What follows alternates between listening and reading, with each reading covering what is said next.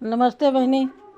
मैं जेठानी के पनात भवाटे नाच गाना होता है। एक ठो सोहर उठान गीत गावे चलता ही अच्छी लागे तो लाल बटन दबा दे हैं, कमेंट में बताई हैं कस लागे। तू काउलिया बूछुअटी ननदी दुलारी, तू काउलिया बूछोटी ननदी दुलारी।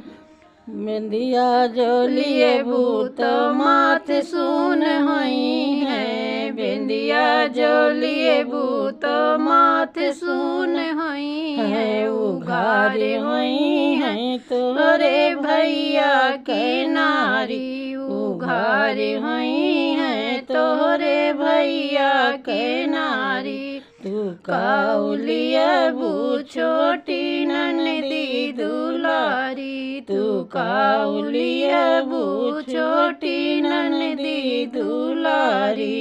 हरवा जोली बूतो गला सुन हुई है, हरवा जोली बूतो गला सुन हुई है। उघारे हुई है तोहरे भैया के नारी, उघारे हुई है तोहरे भैया के नारी। तू काउलिया बूछोटी ननदी दुलारी, तू काउलिया बूछोटी ननदी दुलारी।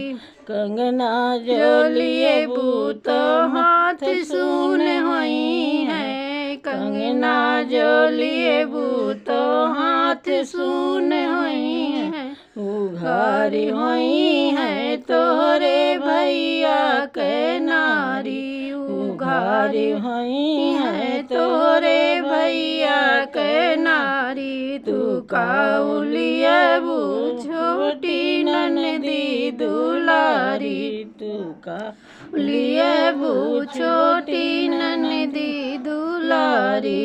पायल जोलिए बूत पाँव सुन हुई है, पायल जोलिए बूत पाँव सुन हुई है।